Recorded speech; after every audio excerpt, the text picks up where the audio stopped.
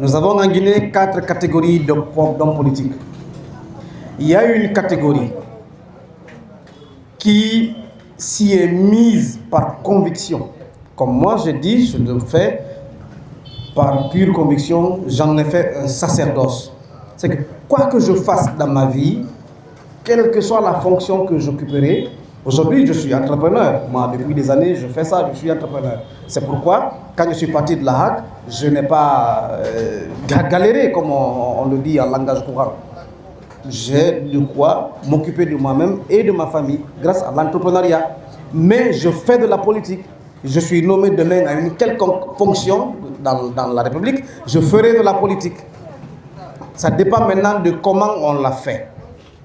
Il y a cette première catégorie qui l'a fait avec passion, dans l'optique, avec l'ambition d'influencer, de changer les paradigmes, de changer vraiment les conditions de vie des compatriotes.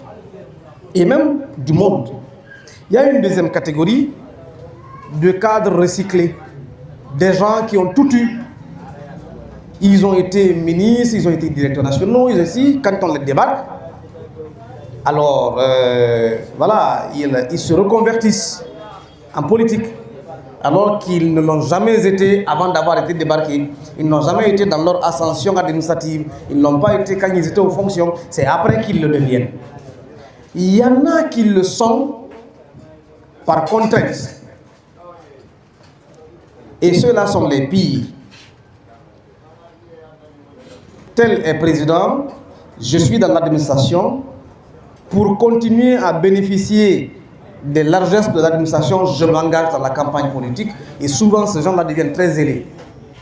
Très, très zélés. On a connu ça. Les 11 années d'Alpha, on en a connu des cas comme ça. Il y a une quatrième catégorie de marchands. Ceux-là sont des mercantilistes. Ils n'ont pas de conviction profonde. Ils ne font pas de la politique après avoir été débarqués. Ils ne font pas de la politique parce qu'ils sont obligés de le faire pour sauver leur poste. Mais ils le font pour faire du troc. Ils font de la politique une marchandise. Ils créent des partis politiques. Parfois, ils ne créent même pas. Ils achètent des agréments. Ils les négocient, ils les achètent parce qu'ils n'ont aucune capacité de construire un parti politique.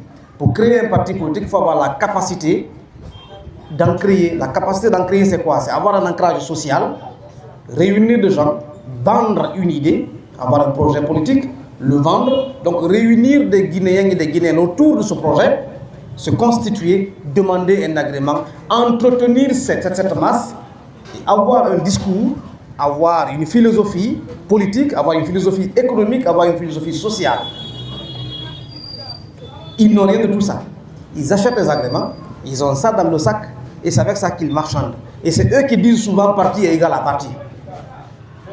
Et c'est eux qui marchandent à chaque occasion, chaque élection. Tantôt, mardi, ils sont dans une alliance, le samedi, ils sont dans une autre alliance. Il y a plein de ça aujourd'hui. Ce qui fait que sous le CNRD, on n'a pas d'égard pour les partis politiques. Parce qu'on a donné une mauvaise image des partis politiques, de la politique. Très mauvaise image. J'en veux à nos aînés qui font et défendent des alliances tous les jours. On en connaît. Je ne cite personne.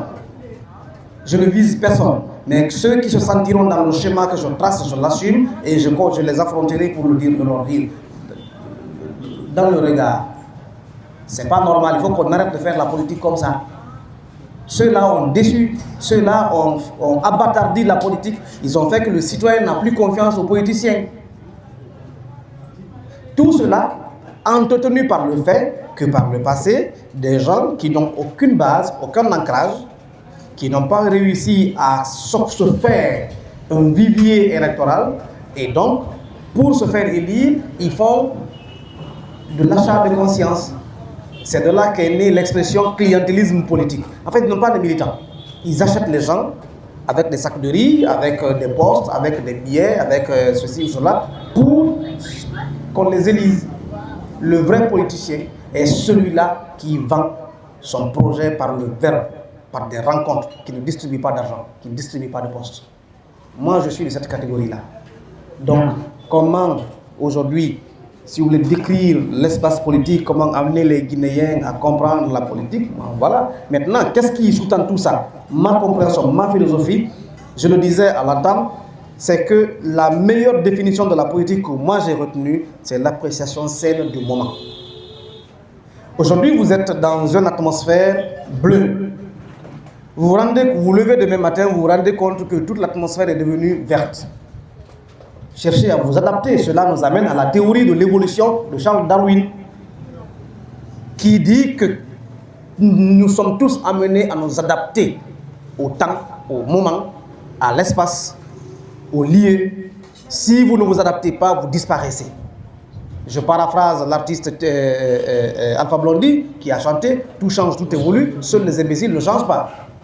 Si vous ne changez pas, vous disparaissez. Il faut vous adapter. C'est pour cela que Amadou Hampâté-Bâ a écrit la leçon du caméléon. Je vous amène à lire ça, je vous invite à lire la leçon du caméléon. C'est la meilleure leçon que vous pouvez avoir.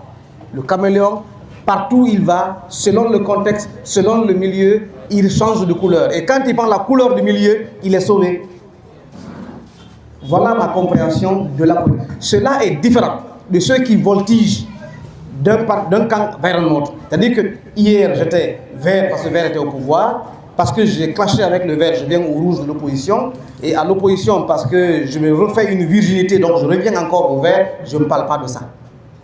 Je parle de ceux qui partent d'un parti vers un autre parce qu'ils ne sont plus en phase avec l'idéologie ou avec la façon de faire du parti où ils étaient.